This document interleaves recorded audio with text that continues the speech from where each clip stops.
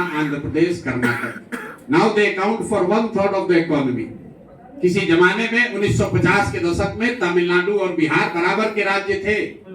आज तमिलनाडु का वार्षिक बजट है 7.5 लाख करोड़, बिहार का बजट है 3 लाख करोड़।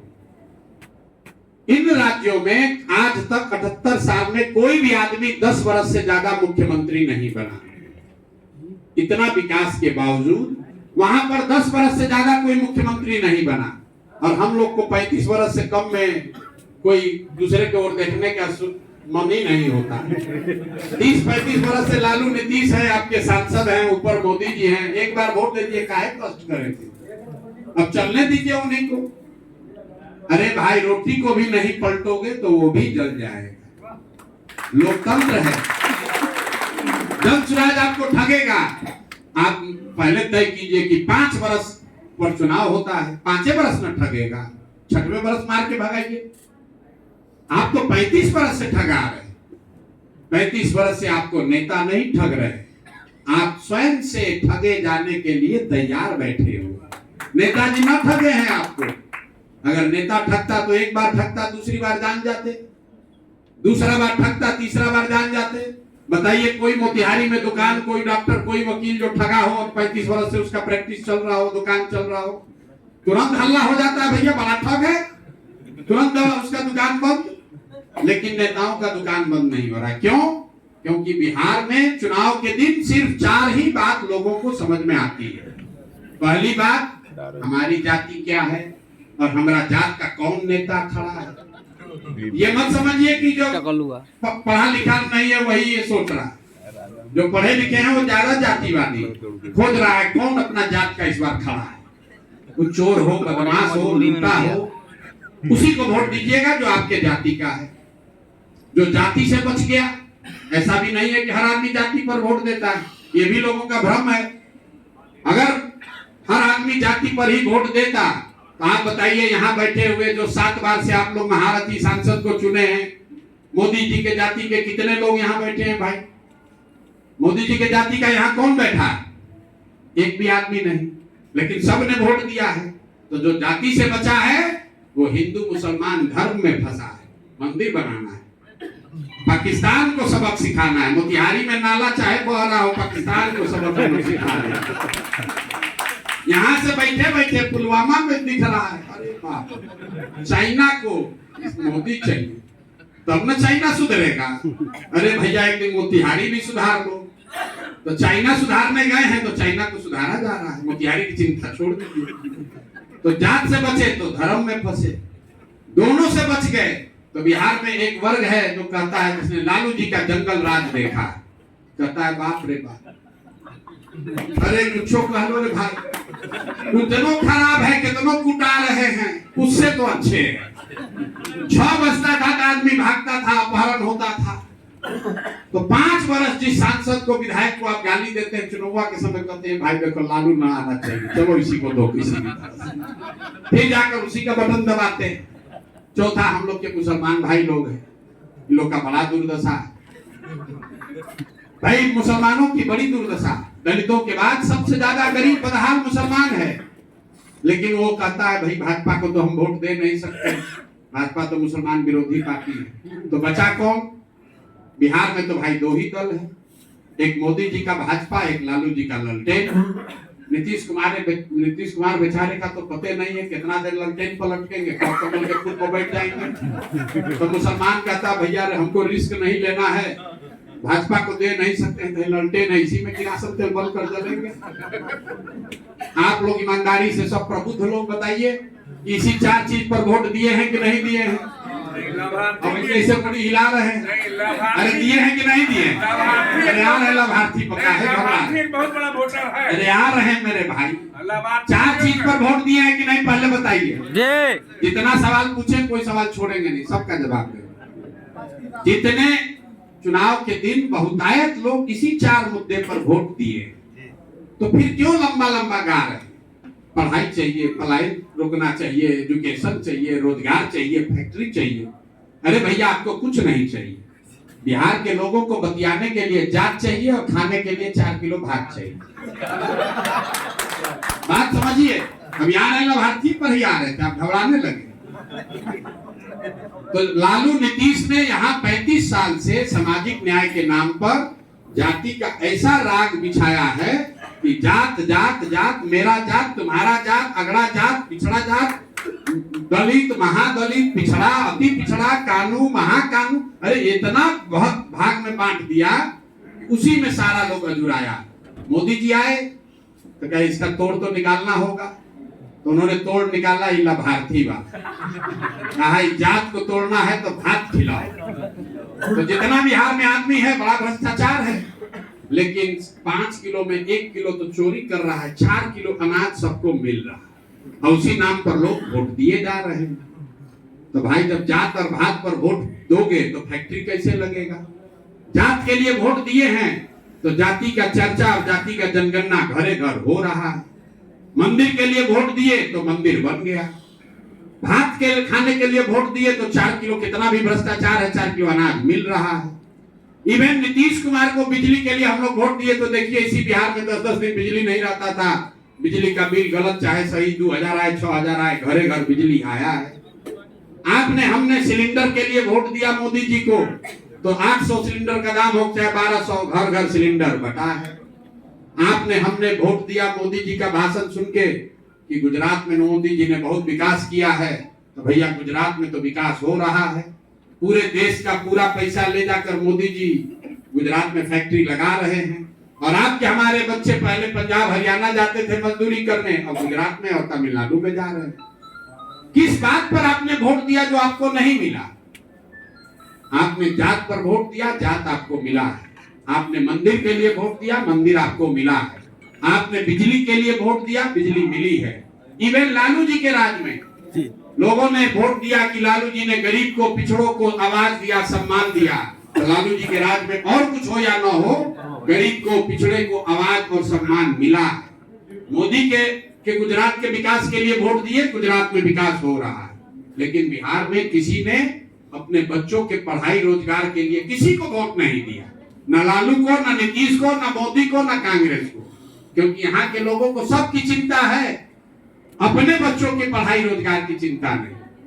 हम पैदल चलते हैं गांव में, लोग मिला कहता है भैया आप तो बहुत देश दुनिया देखे हैं, बहुत बड़े रणनीतिकार हैं, ये बताइए कि इजराइल और गाजा वाला लड़ाई कब खत्म होगा? हम देखे तो घबरा गए, ये कौन आदमी है भाई? इसी पूर्वी चंपारण में एक सज्जन, मतलब मजाक नहीं कर रहे, लुंगी, और हम लोग चलते तो पहले दिन भर तो चाय पीने खाने के लिए रुकते हैं, चाय पीने के लिए रुकते हैं गांव में। एक सज्जन आए, बहुत सीरियसली पूछा, ये बताइए कि गाजा और इजराइल में लड़ाई कैसे खत्म होगा? गजब है भाई, गजब है। ये भाई समाजवाद में और राष्ट्रवाद में भैया आपका क्या सोच है? लोगों में यहाँ पर बड़ी गहरी चिंतन है, जरूरत से ज्यादा भी है। यूक्रेन का चिंता है, चाइना का चिंता है, गाजा का चिंता है, अपने घर में लड़का बेरोजगार बैठा है इसका चिंता नहीं, अपने घर में लड़के को रोजगार कैसे मिलेगा इसका चिंता नहीं। इसीलिए ये दुर्दशा है, और ये दुर्दशा सुधरेगी तब जब आप अपनी समस्याओं के लिए चिंतित होइएगा। अमेरिका में लोग अपनी समस्या के लिए चिंतित है, मोतिहारी के लिए नहीं चिंतित है। चाइना में लोग अपनी चिंता में फंसे हुए हैं कि ट्रंप ने टैरिफ लगाया है तो क्या होगा, लेकिन मोतिहारी के लोग, भागलपुर के लोग, पटना के लोग इस चिंता में है कि चाइना का क्या होगा। ट्रंप जो आया है इस बार ये सबक सिखा देगा चाइना को।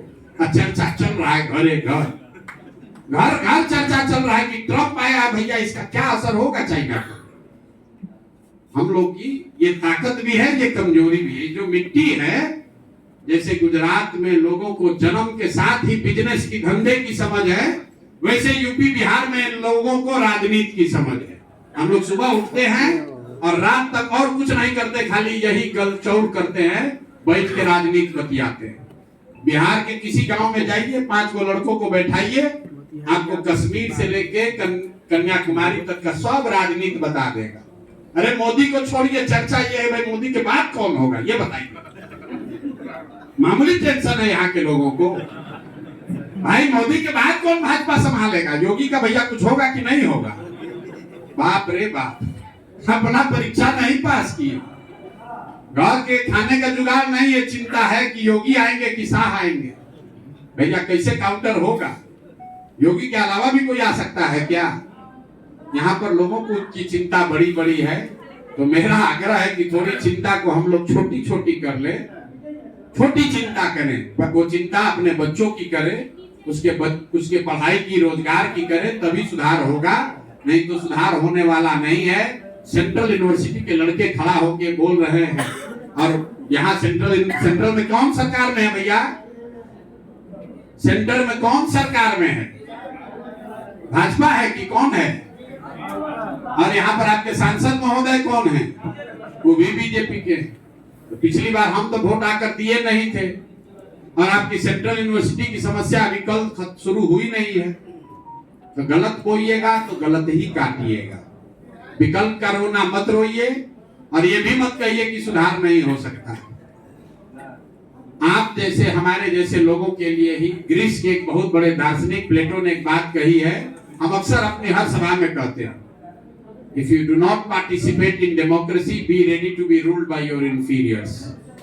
अगर आप राजनीति में भागीदार नहीं बनिएगा तो इस बात के लिए तैयार रहिए कि कोई मूर्ख आदमी राजा बनकर आपका शासन करेगा। राजनीति में भागीदार बनने का मतलब ये नहीं है कि हर व्यक्ति राजनीति में शामिल हो जाए। राजनीति में भागीदार बनने का मतलब है कि मानसिक तौर पर आपकी चेतना राजनीति के प्रति, समाज के प्रति मरनी नहीं चाहिए। आपकी चेतना मरी तो नहीं है, लेकिन दब जरूर गई है। किसी को चिंता नहीं है कि कैसे सुधरेगा। लोग, हम यहाँ कोई अच्छा आदमी खड़ा होता है, विकल्प की बात कर रहे हैं, कोई अच्छा आदमी खड़ा होता है तो आप और हम अपने घर में बैठ के कहते हैं, अरे ना चलेंगे बिहार में ना चली हम, नहीं चली हम बिहार में। इसका कोई पूछी, बढ़िया आदमी खड़ा होता है तो आदमी हंसता है। अरे मेरे भाई, जब एक अच्छे आदमी को आप हराते हैं या वोट नहीं देते, लोग कहता है वोट काहे बर्बाद करें, इनको दे भी देंगे तो जीत के क्या कर लेंगे। मेरे भाई, जब एक अच्छे आदमी को आप वोट नहीं देते हैं, वो जब हारता है तो समाज के 100 अच्छे आदमी का हिम्मत टूटता है, वो राजनीति में नहीं आना चाहता, वो राजनीति में नहीं आना चाहता है, क्योंकि आदमी कहता है हम ही को देख के क्या कह रहा है, कितना बढ़िया जिंदगी चल रहा था, अब आए हैं, अब पता चल जाएगा बिहार में को, भला अपने को तेज बनते थे ना, अब पता चल जाएगा, देखना ना बिहार में कुछ नहीं होगा इनका। अरे मेरे भाई, हमारा क्या होगा? जितना विधायक मंत्री बनकर शोहरत, नाम, पैसा हमको मिल सकता है, उससे बहुत ज्यादा भगवान की कृपा से पहले से मिला हुआ। जितने हारने की चिंता किए बगैर ये प्रयास कर रहे हैं, इसलिए कर रहे हैं कि मेरा ऐसा मानना है, इस मिट्टी का कर्ज है।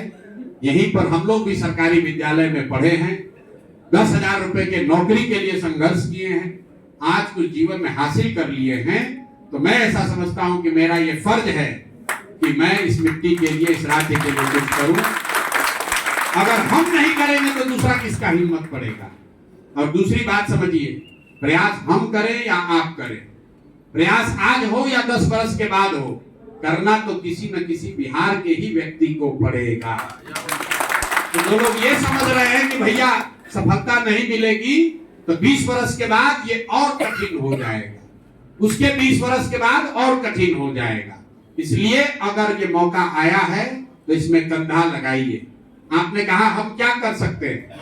भाई, आपको मिट्टी नहीं कोड़ना है, आपको पैसा नहीं देना है, आपको लाठी डंडा नहीं चलाना है, आपको अपने जैसे 10 व्यक्ति को समझाना है कि तुम्हारे पास 30-35 साल से विकल्प नहीं होने की वजह से, जानते समझते हुए भी तुम और हम गलत व्यक्ति को, गलत दल को वोट दे रहे थे।